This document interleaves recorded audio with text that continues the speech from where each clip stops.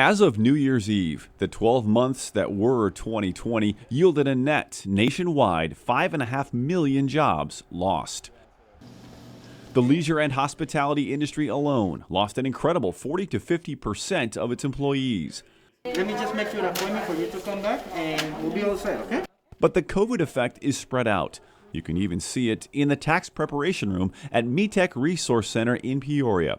Uncertainty about how to account for the strangest of strange years. And I had never cleaned anyone's house other than my own, and so that was a different kind of mindset. Marilyn Brack did clean some homes after she arrived in Peoria from Chicago with a communications degree nearly 7 years ago. She takes money matters and home buying classes here at METEC now. Many of those classes filled with women like her trying to get back into the workforce and make the numbers add up for them. I'm not getting frustrated about that because I'm relearning. I'm trying to reinvent myself again. She's been on and off unemployment since April of 2019, working temp jobs here and there with an eye toward a fulfilling job for another 5 years or so. My thing is the bills have to be paid, and sometimes you just do what you have to do in order to pay your bills. So you'll just take something immediately. It's not, it's not the grand job that you want, your life's work, your work life's purpose, any of that thing. It's just you have to work. She's had jobs she enjoyed that just ended, and she's far from alone.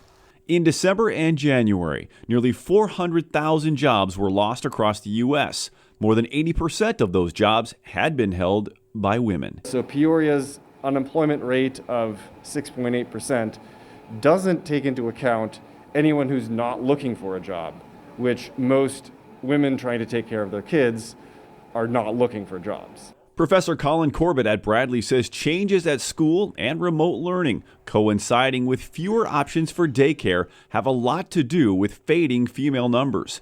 He fears big business has learned how to continue on, generating profits without them. We no longer need restaurants that primarily cater to lunch for office workers or like janitorial staffs and like in-office secretaries. Many of those jobs are primarily held by women. With so many doors still closed, windows covered, The Economist doesn't see a big return for months. I'm not confident that the economy will really rebound until late summer. Even if we open things up, people are still very hesitant to put themselves in danger. On the business side, this is Summit Product Support. They do painting and coating for large industrial machines. They've been in a slowdown mode. Things like career development, training, even promotions have all been on hold, but managers tell me that is starting to turn around as of late fall. The biggest change was in the schedule. Instead of working 5 days a week, they cut back to 4. They started the pandemic with some 36 employees and kept all of them.